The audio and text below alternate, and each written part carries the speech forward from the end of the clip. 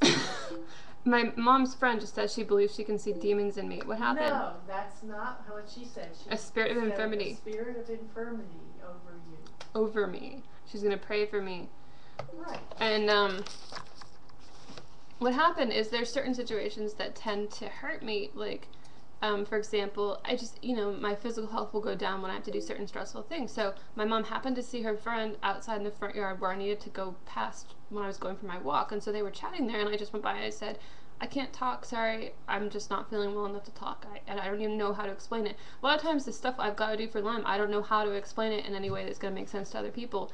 And then I end up looking like I'm incredibly rude. No, and people, you handled it very well. Very well. I felt guilty the whole time on my walk, and then like I felt really awkward, and then I had to go. Because you have such a sweet, kind heart, really. Well, and then I came back, and the dog was barking in my ears, and I can't plug my ears right now because my shoulder injury, I can't raise my arm to my ears.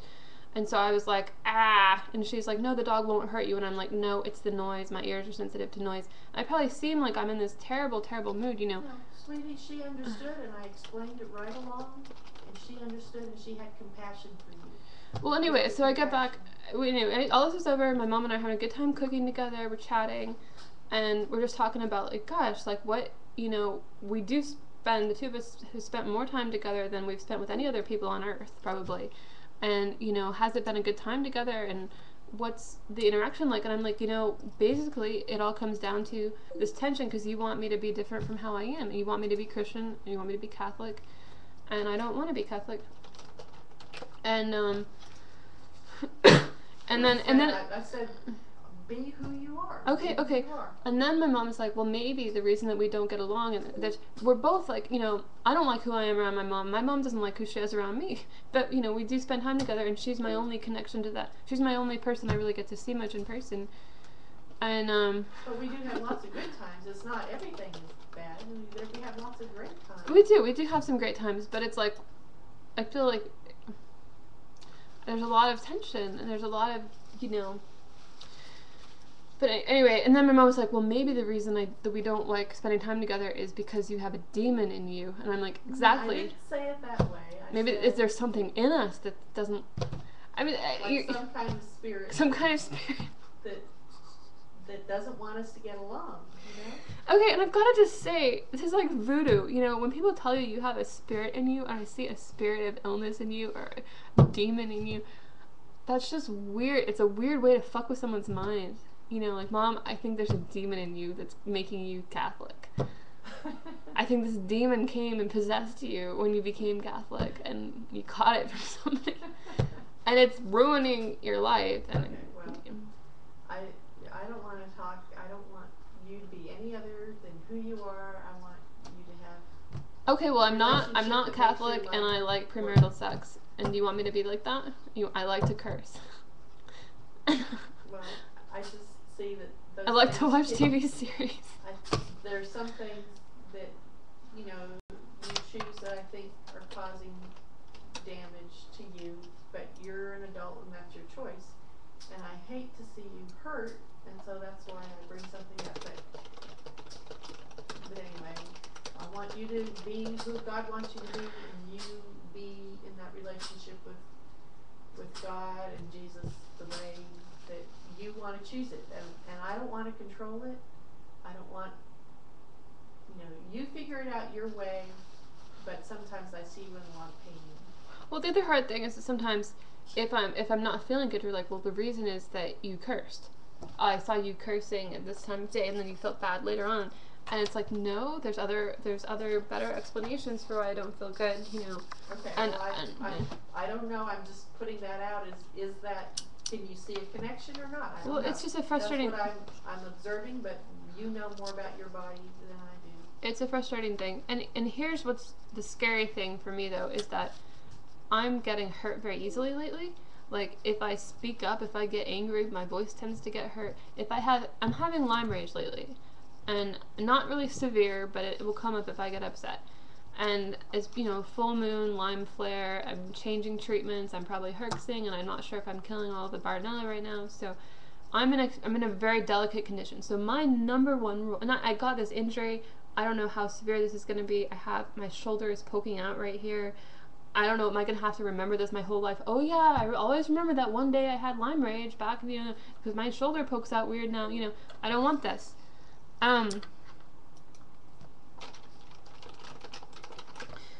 And so I'm scared about my shoulder. I'm extremely stressed about my shoulder because I haven't figured out how bad it's going to be yet. And the main thing on my mind is I've got to prevent myself from having any more injuries from Lyme rage. Absolutely. And I've got to prevent myself.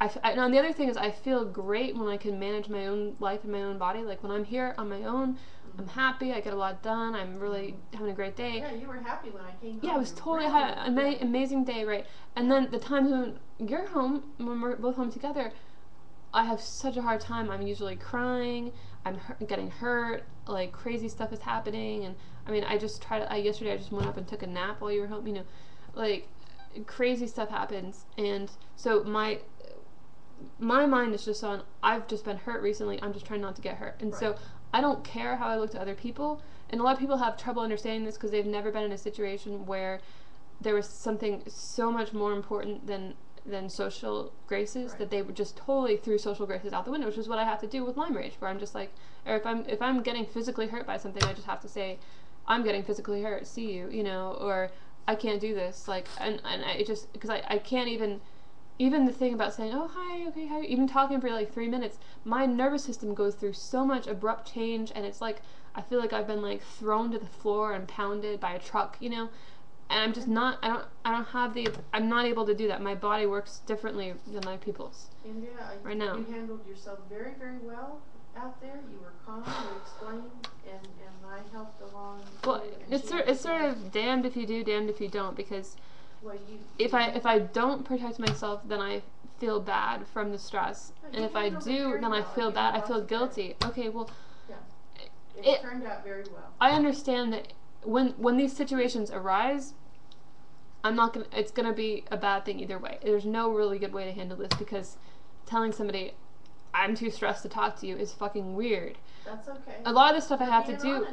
Okay, well, a lot of stuff I have to do for lunch. Well, and I say this to people, and then they turn to you and they're like, "Oh, she has a spirit of illness over her." I mean, I just came out and in a really sweet way. She's a deep praying person. Oh, okay, right. Well, why does me explaining my symptoms to her and explaining why I had to be rude to her, why does that make me have a spirit of illness over and a spirit of infirmity? It makes it sound like I want to be sick, or if she's just maybe she's just noticing. Well, she's probably noticing the Lyme rage tendencies where I'm kind of getting distraught and stuff, and she's like, oh, she's got some sort of a spirit in her. No, this is fucking Lyme rage. I have fucking Lyme in me, Well, anyway, she's very sweet, and she's a deep prayer. This is ridiculous. And she wants this to be lifted off of you. She's a well, I'm sure any Christian person who meets somebody with Lyme in the fall with Lyme rage is going to say, ooh, they have a spirit possessing them. That's what they used to say about many types of mental illness. Yeah, it actually does feel like something.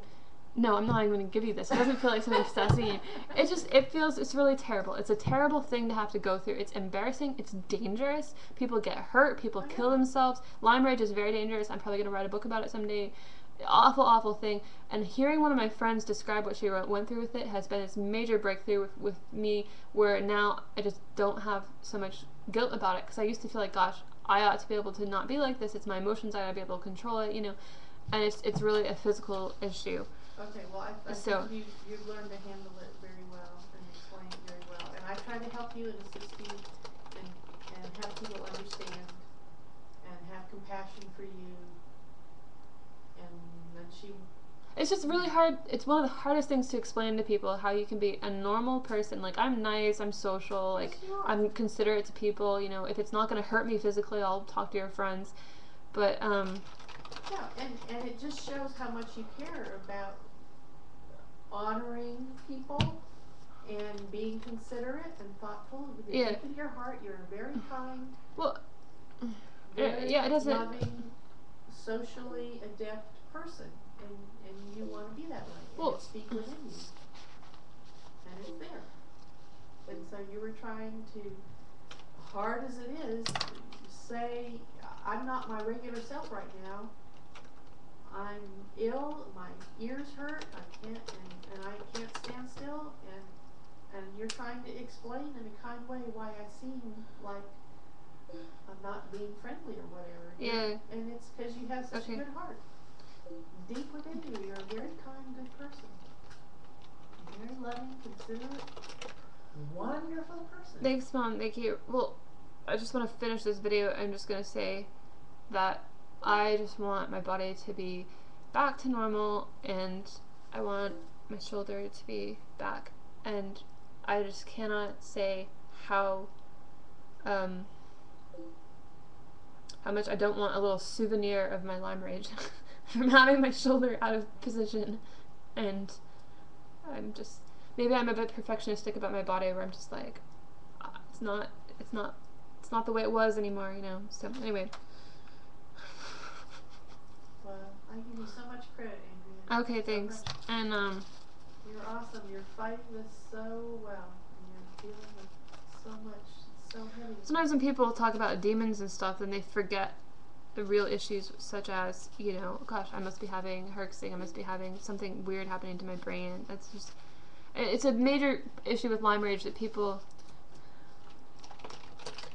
tend to think of it in terms of an emotional problem, as they want you to go to therapy. People are always telling me to go to DBT therapy or to get on medications, and it's like, whoa, back up. Right. This is a toxicity issue. This is, you know, people don't even know what it is. People don't even know what the mechanism is. But something's wrong, and I know certain things will help with it. So I really need to be responsible. I need to get on the Cholestopure and get on the charcoal or the detox, or do my ozone, figure out the ozone schedule or whatever, because it is physically a major danger to me to be doing that, to have any Lyme rage, because half the time that I get upset, and I get upset often when I'm like this, I get physically injured. I bruised my thumb, I picked up quite a few injuries like this, and it just puts you in this state where you just want to break stuff and injure yourself. You know, and it's scary to have that come over you. Yeah, it's not come over you, but it's just, it's scary. So I've got to make it through this couple of weeks and get my body back to normal, and yeah. Okay, well, this was very helpful to make this. Okay.